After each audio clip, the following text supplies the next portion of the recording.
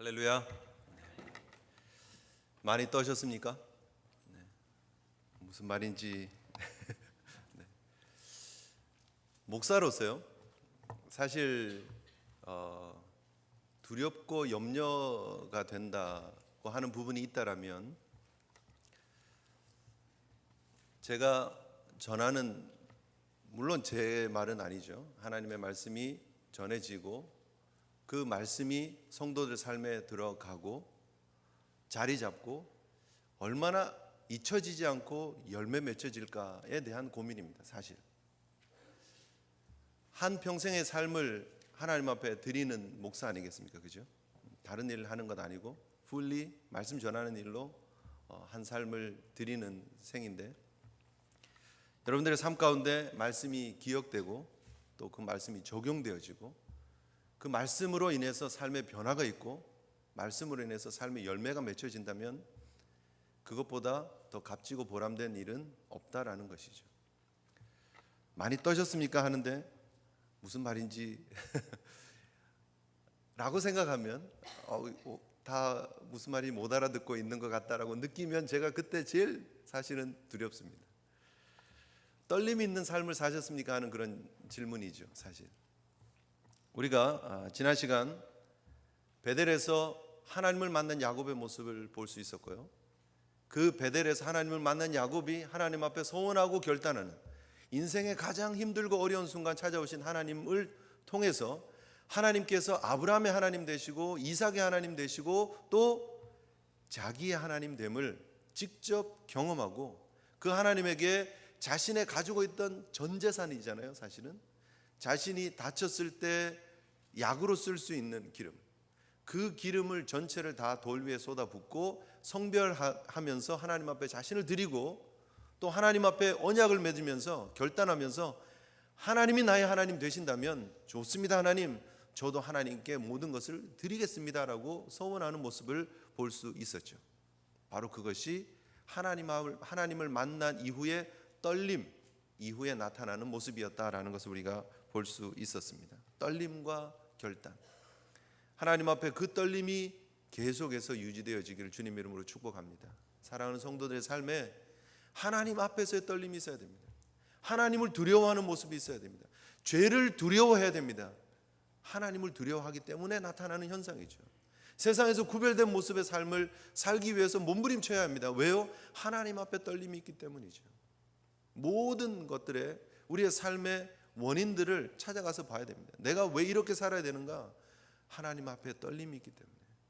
하나님이 나를 사랑하시고 하나님이 나를 위해서 십자가를 허락해 주시고 나를 구원해 주시고 하나님의 자녀 삼아 주셨음에 대한 감사와 감격, 그 하나님을 만나는 떨림이 있기 때문에 우리의 삶의 구별된 모습들이 나타날 수 있다는 거죠. 그러한 은혜가 계속해서 유지되어지는 우리 사랑하는 제일 성도들 되시기를 주님 이름으로 축복합니다.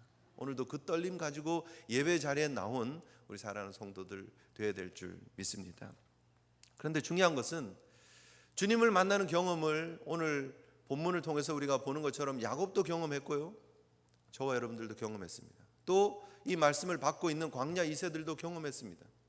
그들이 노예의 삶을 살다가 하나님의 은혜로 하나님이 보내신 영적인 그런 구원자 모세를 통해서 그들의 노예의 상태에서 그들이 10가지 재앙을 통해서 애굽을 멸하시고 징벌하시고 그리고 그들을 건져내시는 놀라운 하나님의 은혜를 경험했습니다.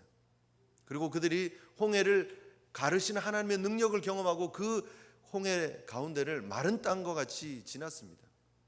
시내산에서 하나님과 언약을 맺고 언약 백성이 되어서 하나님이 나의 하나님이 되신다는 경험을 했습니다. 그리고 광야에서 그들이 만나와 메추라기로 그리고 반석에서 솟아나는 물로 하나님께서 그들을 먹이시고 입히시고 보호해 주시는 것을 경험했습니다. 신명기서를 통해서 보는 것처럼 그들의 옷이 그들의 신발이 헤어지거나 닳지 않았습니다. 하나님의 은혜였습니다. 그 놀라운 은혜를 경험한 그들이 오늘 본문을 통해서 무엇을 보고 무엇을 배울 것이냐 하는 것이죠.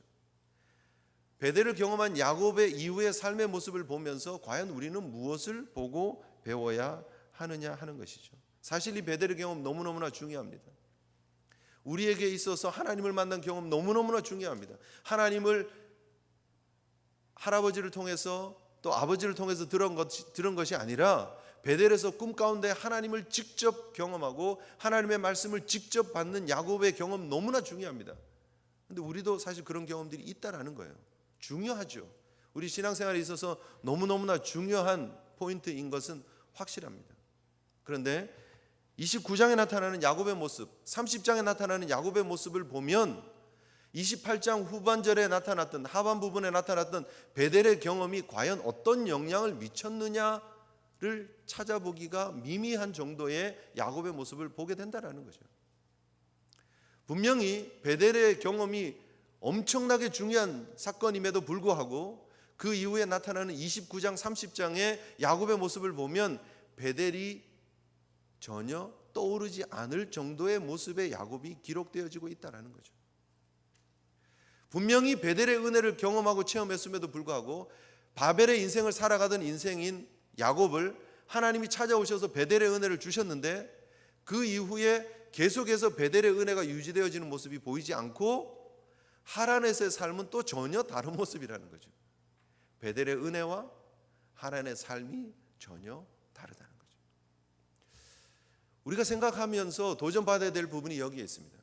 우리도 하나님 은혜를 받은 베델의 은혜가 있는데 우리의 삶의 모습을 보면 하란의 삶이 계속해서 반복되어지고 있지는 않느냐 하는 것이죠.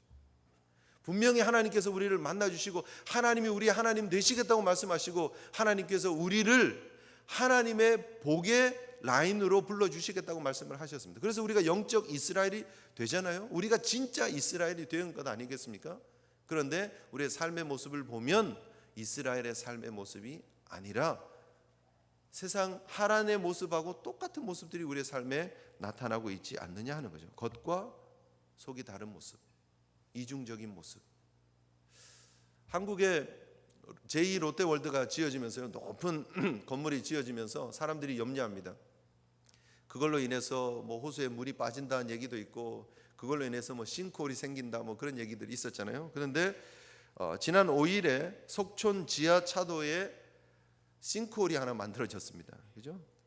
폭이 2.5m, 길이가 5m, 깊이가 5m, 그 안에 길이가 한 8m 정도 되는데 깊은 구멍이 하나 만들어진 거예요. 도로 중앙에 구멍이 나고 사람들이 깜짝 놀랐습니다. 이게 제2 롯데월드를 건축하면서 뭐 싱크홀 때문에 염려하고 뭐 걱정했던 것이 드디어 현실이 되었다 뭐 그러고 막 그랬죠. 급하게 덤프 트럭으로 막 흙을 실어 날라서 막 메꾸었습니다. 사람들이 그렇게 메꾸면 어떡하냐고, 원인 조사를 해야지 뭔지도 모르고 그 구멍을 그냥 다 메꿔 놓고 아무 일도 없었듯이 이렇게 지나가면 되겠냐고 해서 정밀 조사를 했습니다. 전문가들을 불러가지고 이렇게 조사를 했습니다. 조사를 하니까 이게 제2 롯데월드하고 직접적인 연관은 없고 지하철 공사를 하는데 그것이랑 연관이 되는 것 같다. 이렇게 무진동으로 해서 이렇게 돌리면서 땅을 파는 공법을 했는데 그게 파지면서 같이 흙이 따라 들어가서 구멍이 생긴 것 같다. 뭐 이렇게 최종 발표를 했죠. 그런데 그 발표와 함께 그런데 더 큰 문제는 그것 옆에 다른 동공이 하나 발견되었는데 이 비슷한 모양인데 이게 길이가 지금 처음 발견된 건 8m짜리인데 새로 발견된 동공은 길이가 얼마라고요? 80m는 80m. 땅 속에 4m 내지 5m 정도 속으로 구멍이 있는데 80m짜리 구멍이 있다라는 거예요. 대도시 서울 안에 그 지하에 땅굴도 아니고 그죠? 80m 길이에 구멍이 나 있다라는 거예요. 그래서 그걸 뭐 메꾸려면 덤프 트럭을 140, 150 차들이 와서 그냥 넣어야 된다 뭐 그런 얘기를 하는데요. 겉으로 드러나면 아무 문제가 없는 서울이에요. 그런데 그 속에 보면 여러 다양한 구멍들이 뚫려지고 파여지면서 생긴 구멍들이 있다라는 거예요. 그런데 그 구멍이 없는 것처럼 살아가죠. 사실 그 위에 어느 정도 이상의 무게가 눌려지면 뻥 하고 뚫리는 거 아니겠습니까? 그죠? 언제 뚫릴지 모르는 그 구멍을 안고 있으면서 아무 문제가 없이 살아가고 있는 현대 사회의 사람들의 모습이 마치 우리의 모습은 아니냐는 거예요. 겉모습과 속모습이 전혀 다른, 겉으로는 하나님의 은혜 가운데 삽니다. 우리는 베델의 은혜로 삽니다라고 얘기를 하지만 삶의 현장에 가면 하란에 애쓰고 노력하고 있는 야곱의 모습을 그대로 볼 수 있지 않느냐 하는 것입니다. 성경을 쭉 우리가 창세기를 통해서 이렇게 보고 있지만 사실 창세기 28장 베델의 사건이 있었는지 없었는지를 모를 정도의 모습이 29장 30장에 나타난다는 거예요. 엄밀히 말하면 28장의 베델의 사건을 쫙 잘라내서 빼내도 모세 오경을 듣고 있는 광야 2세들이 쭉 스토리를 들으면은요, 28장에서 이삭이 야곱을 축복하고 보내면서 가서 꼭 우리 가문의 사람들이랑 결혼해라 하고 축복해서 보내고, 그리고 집을 떠났고, 그리고 해서 정처 없이 가다가 결국은 하란에 도착했다라고 얘기하면 아무런 차이가 없어요.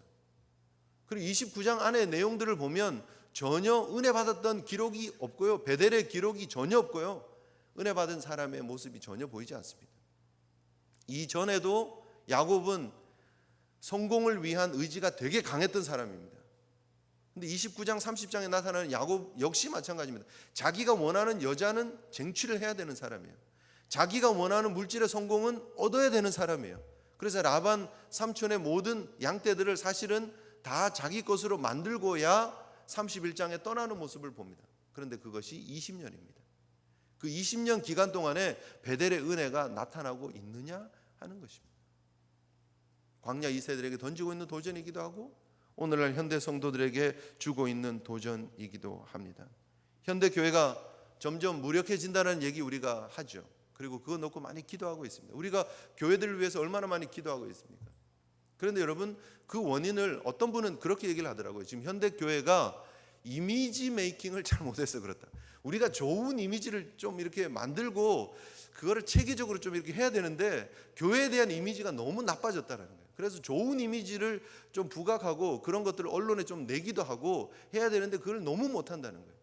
그리고 그 좋은 이미지 메이킹을 위해서 필요한 것이 슈퍼스타를 만들어내는 일이 필요한데 사람들이 우러러보고 존경할 수 있는 슈퍼스타가 있어야 되는데 개신교에 그게 없다라는 거예요. 여러분 동의하십니까? 한국 종교 중에서 지금 급한 성장을 계속하고 있는 종교가 있습니다. 어떤 종교죠? 네? 천주교가 계속해서 지금 사실은 유럽 천주교 많이 무너졌습니다. 제3세계권에서 급성장하고 있는 나라를 꼽으라면 한국을 꼽을 수 있습니다. 천주교가 지금 잘 성장하고 있습니다. 그런데 그 원인을 뭐라고 보느냐 하면 천주교의 슈퍼스타가 있다는 거예요. 김수환 추기경께서 돌아가시기 전과 후가 천주교 숫자 확 바뀌었다는 거예요. 그분이 돌아가시고 난 다음에 천주교가 3배가 되었다 4배가 되었다는 얘기가 나올 정도로 천주교가 급성장했습니다. 그의 삶을 보면서 그런 슈퍼스타가 있어서 그가 던져주는 삶의 메시지가 있어서 사람들이 감동받고 다들 천주교로 갔다 뭐 그런 얘기를 합니다. 그리고 이번에 14일부터 지금 4박 5일 기간 동안 교황이 방문을 하고 있습니다. 뭐 그분에 대한 얘기, 천주교에 대한 얘기를 하려고 하는 거 아닙니다. 그런데 어쨌든 그분이 왔는데 세계적인 슈퍼스타입니다. 지금 대단하죠, 그죠? 너무너무나 인기가 있습니다. 사람들이 얼마나 많이 대전에서 하는 그런 미사, 성모, 승천, 기념 미사, 보니까 그죠? 그리고 서울 광장부터 광화문까지 이어지는 거기에 17만 명 공식 초청을 했다고 해서 그 정도인가 보다 했는데 실질적으로 뚜껑을 열고 보니까 몇 명이 모였다고요? 90만 명? 어떤 또 뉴스에는 100만 명이 모였다는 거예요. 100만 명이. 상공에서 찍어놓은 사진을 보니까 대단하더라고요. 이후에 또 수많은 사람들이 천주교로 가지 않을까 그렇게 염려하는 사람들이 있더라고요. 우리 개신교는 그런 게 없어서 그렇다.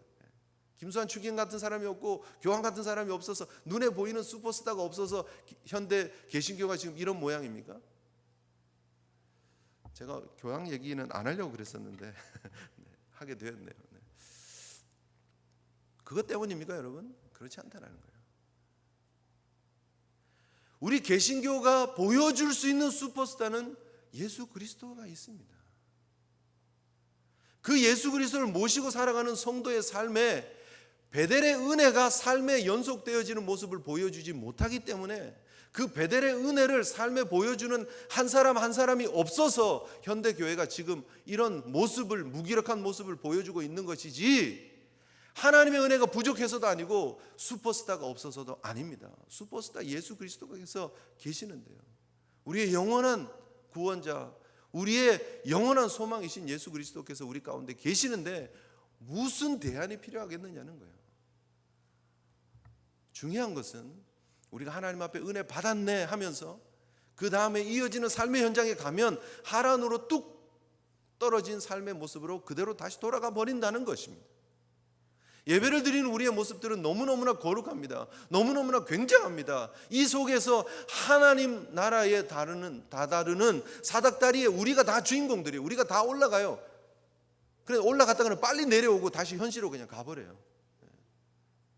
하나님과 교제하는, 하나님을 만나는 그 사닥다리 꼭대기 위에서 하나님을 만나는 경험으로 그 경험을 가지고 세상에 나가고 그 세상에서 그곳에서도 하나님을 경험해야 되는데, 야곱이 움직이는 걸음걸음마다 하나님이 그곳에 함께 하시면서 그곳이 베델이 되는데, 우리는 주일날 예배 드리는 한 시간에만 베델을 경험하고 세상에 나가면 하란이 되어져 버린다는 거죠.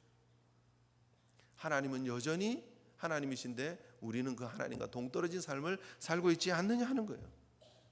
오늘 본문에 보면 야곱이 길을 떠납니다. 아주 신난 걸음이에요. 하나님을 만나고 난 이후에, 베델의 경험 이후에 야곱이 신이 나서 걸었다 하는 그런 표현이에요. 원어적으로 보면 발이 그냥 쑥쑥 올라갔다 이런 표현이거든요. 발걸음도 가볍게 그냥 가는 거예요. 나머지 700km를 걸어가는데 얼마나 신나게 여기까지 왔는지 몰라요. 그런데 오는 중에 이미 하나님의 은혜의, 하나님의 그런 은혜의 만남의 체험이 어디로 가 있는지 모르겠어요. 29장에 들어간 야곱의 모습을 보면 동방 사람의 땅입니다. 메소포타미아라는 말입니다. 메소포타미아에 왔어요. 메소포타미아 입구죠. 초입이죠. 바단 아람이라고 하는 곳에 왔는데 하란 땅 조금 들어왔어요. 사실은. 왜냐하면 지금 양떼를 치러 목자들이 나와 있는 그 도시 외곽에서 지금 만난, 우물에서 만난 사건이기 때문에요. 그런데 거기까지 지금 왔어요. 그리고 4절부터 나타나는 그 대화의, 목자들과의 대화의 내용을 보면 그가 베델에서 출발해서 지금 이곳 바단 아람까지 오는 그 여정이 정확했다라는 거예요. 하나님이 주신 약속을 하나님은 그대로 신실하게 이루셨습니다. 하나님께서 내가 어디로 가든지 너를 지키고 너를 이끌고 이 땅으로 돌아오게 하겠다라고 말씀하신 그 하나님의 말씀을 하나님은 신실하게 지키셨어요. 광야에서 여러분 이정표도 없어요. 어느 곳으로 가야 될지, 뭐 어디 하란까지 몇 킬로 뭐 이런 것도 없어요. 사실은 광야에서 야곱이 지금 집 떠나서 먼 길 간 게 처음이에요. 형은 에서는 사냥을 다녔던 사람이지만 야곱은 집에 있었던 사람입니다. 그냥 정말 귀하게 자란 도련님이었을 뿐이에요. 그런데 그가 먼 길을 나온 거예요. 지금 처음 장거리 여행을 하는 거예요. 얼마나 두려웠겠습니까? 얼마나 힘들었겠습니까? 그런데 그 걸음걸음을 하나님께서 잘 인도해 주셔서 하란까지 딱 도착하게 해주셨다는 거예요. 이 소식을 지금 목자들과 얘기를 하면서 혹시 어디서 오는 중입니까? 하란에서 왔습니다. 혹시 나홀의 손자 라반을 아십니까? 잘 압니다. 지금 라헬, 그 딸 라헬이 지금 양떼를 끌고 여기로 오는 중입니다. 그 얘기를 들었을 때 야곱은 뒤통수를 그냥 망치로 두드려 맞는 것처럼 뻥! 우와, 우리 하나님 역시 신실한 하나님이시구나 라는 걸 느꼈어야 되는 거예요. 그러지 않습니까? 여러분 미국에 처음 왔을 때를 기억하십니까? 저도 미국 처음 왔었던 23년 전이 생각이 납니다. 노스웨스트 그 항공을 탑니다. 편도로 한국 여행사 그 한국 항공사 비행기를 타면 얼마나 좋았겠습니까? 한국말로 하는 스튜어디스들.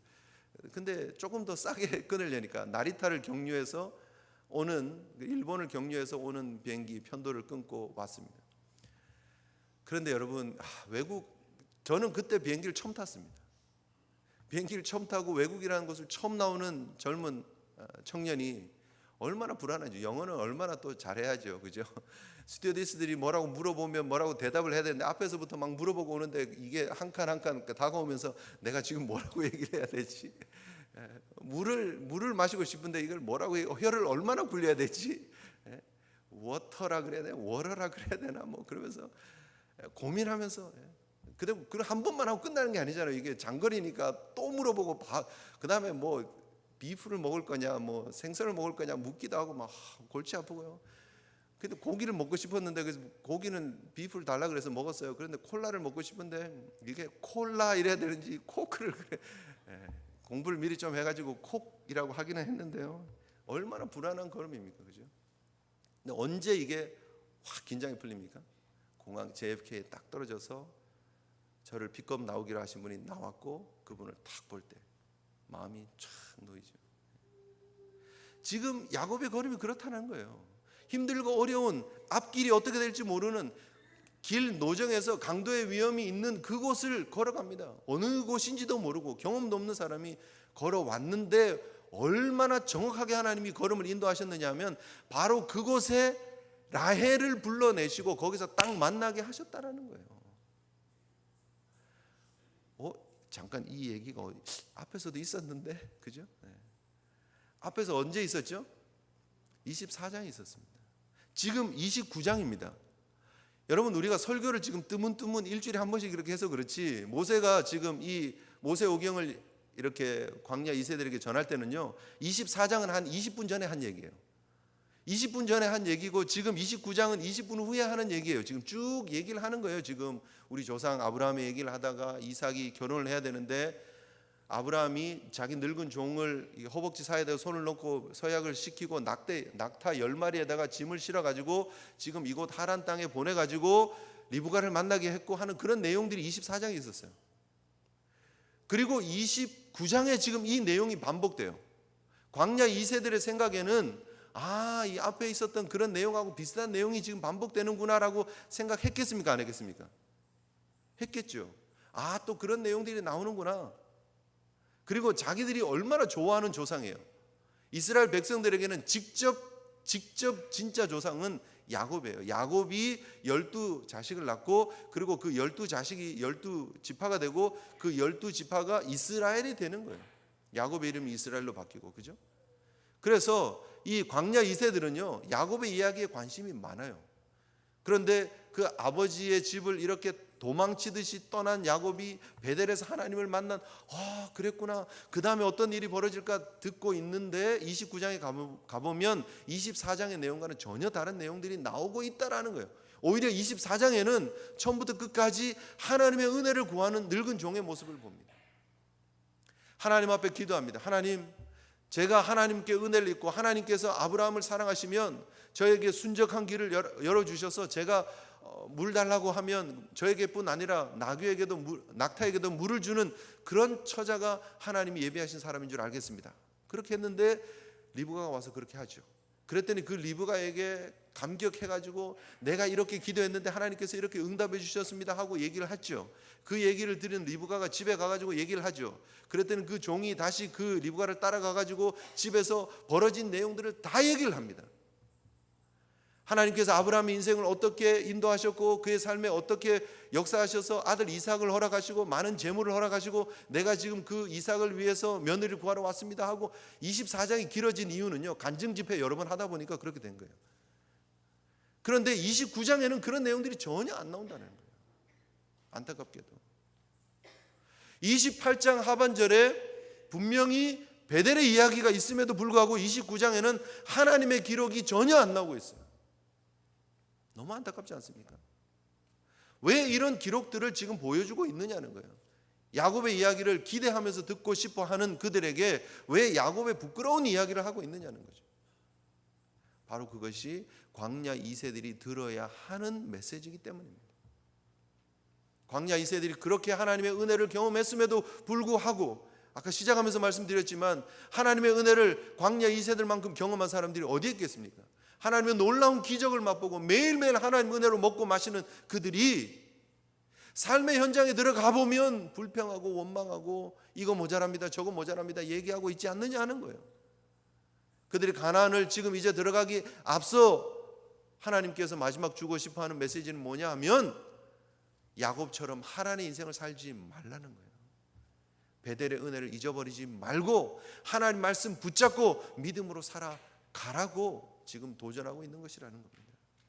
저와 여러분들을 향해서 하나님이 주고 있는 메시지가 무엇입니까? 하나님의 은혜가, 베델의 은혜가 우리에게 충만하다라면, 하나님을 만난 경험이 있다라면 세상에 나가서 그 베델의 은혜에 합당한 삶을 살아가라는 것입니다. 여러분, 지금 야곱이 하란에 와서 라헬을 만납니다. 얼마나 놀라운 경험인지 모릅니다. 하나님께서 그 걸음걸음을 인도해 주셔서 지금 이 우물에 왔고요, 그 우물에서 정말 하나님이 예비한 라헬을 딱 만납니다. 이 야곱이 걸어오는 그 시간하고 라헬이 여기 양떼를 몰고 오는 시간하고 딱 맞추셨어요. 얼마나 놀라운 하나님의 은혜인지 모릅니다. 그런 것처럼 하나님께서 우리의 삶에 그렇게 은혜를 베푸시잖아요. 그렇게 인도하시잖아요. 우리를 만나시고 우리를 하나님의 자녀로 삼으신 이후에 하나님께서 우리의 삶을 얼마나 구체적으로 섭리하시고 인도해 주고 계십니까? 그런데 우리는 늘상 우리 생각, 우리 욕심, 우리 계획대로 걸어가고 있지 않느냐는 거예요. 만나고 난 이후에 사실 이 다음에 나타난 29장 30장의 야곱의 모습은 너무 안타깝기 그지없습니다. 자기가 처음 봤던 그 라헬이 눈에 쏙 들어버렸습니다. 그리고 나서 그 라헬을 쟁취하기 위해서 삼촌 라반과 딜을 합니다. 계약을 맺습니다. 그것이 결국은 궁극적으로 14년이 걸려버립니다. 라반에게 빈손 들고 나가려다가 다시 또 계약을 해서 6년 동안 또 고생합니다. 라반의 딸들을 위해서 14년, 라반의 양떼들을 위해서 6년, 총 20년을 고생하는 거예요. 안타깝지 않습니까? 지금 원래 보여줘야 될 야곱의 모습은 뭐냐면요, 삼촌 라반에게 와서 내가 여차여차해서 왔습니다.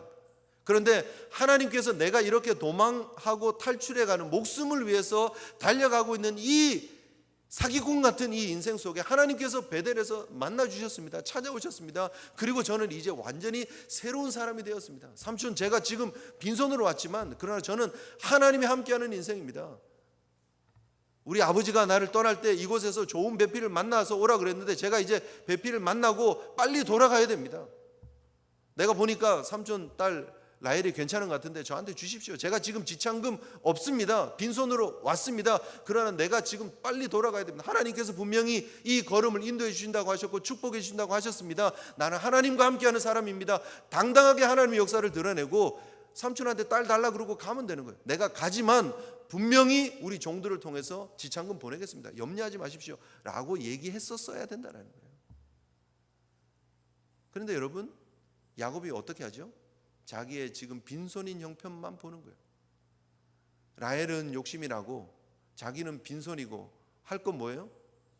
계약하고 내가 일하겠습니다 하는 것밖에 없는 거죠. 그 올무 속으로 싹 들어가는 거예요. 인간의 머리가 들어가기 시작하고 인간의 생각이 들어가기 시작하고 인간의 욕심이 나타나기 시작하면 복잡해지기 시작합니다. 하나님의 은혜를 받고 난 이후에 은혜로 살아가면 쉬워요. 사실은 그것이 망하는 것 같고 그것이 어려운 인생인 것 같지만 사실 이후에 이제 요셉의 인생을 우리가 함께 야곱의 인생과 요셉의 인생을 비교해서 볼 필요가 있잖아요. 이제 두고 보겠지만 요셉의 인생은 하나님께 맡긴 삶이에요. 그냥 하나님의 은혜 가운데 살아가는 삶이에요. 그랬더니 오히려 하나님께서 다 하나님이 준비해 주시고 역전시켜 주시다는 거예요. 근데 야곱의 인생은요, 노력하고 애쓰고 힘썼지만 결국 그 나중은 수고하고 힘들고 애쓰는 나그네 인생밖에 되지 않더라예요. 이것이 지금 성경이 특별히 창세기가 우리에게 주고 있는, 그리고 광야 2세들에게 주고 있는 메시지다라는 것입니다. 저와 여러분들의 인생은 어떠냐 하는 거예요. 과연 우리의 삶에 하나님의 은혜가 있느냐는 거예요. 과연 우리의 삶 속에 하나님의 은혜가 있느냐는 거예요. 오늘 예배 후에 우리가 살아가는 그 삶의 현장 속에 계속해서 베델의 은혜가 나타나고 있느냐 하는 것입니다. 여러분 잘 기억해 보십시오. 결국 야곱이 지금 우물가에서 라헬을 만나서 입을 맞추고 그리고 양떼들에게 물을 줬습니다. 그런데 그것이 다 자기께 됐어요. 나중에 얼마 후에요? 20년 후에요. 20년 후에.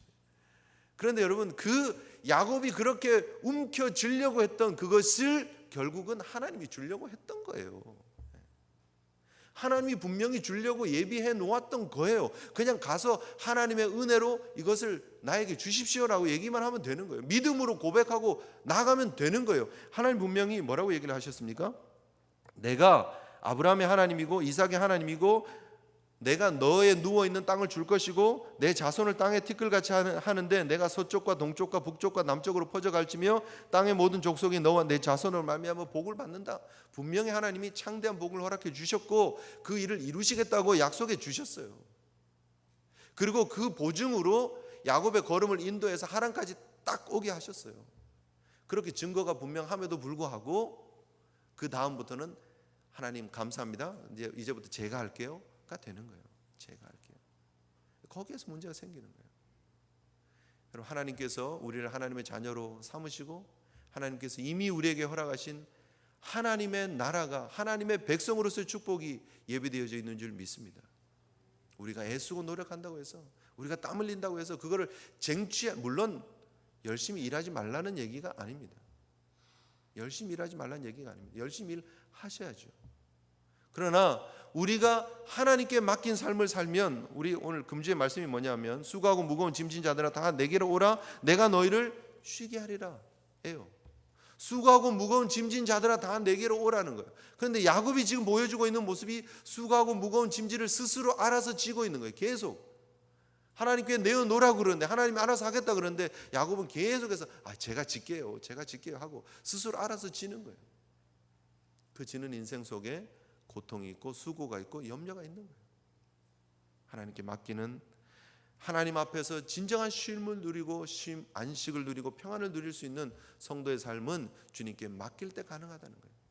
은혜 받은 이후의 모습이 은혜로 나갈 때만 비로소 우리가 하나님 주시는 위로를 얻을 수 있다는 사실을 여러분 기억하시고 주님께 맡긴 믿음의 아름다운 삶을 걸어가시는 저와 여러분 되시기를 주님의 이름으로 축복합니다. 세상으로 돌아가지 마시고 세상 속에 살지만 하나님의 은혜로만 살아가시는 우리 귀한 제일 성도들 되시기를 주님의 이름으로 축복합니다. 함께 우리 하나님 앞에 기도했으면 좋겠습니다.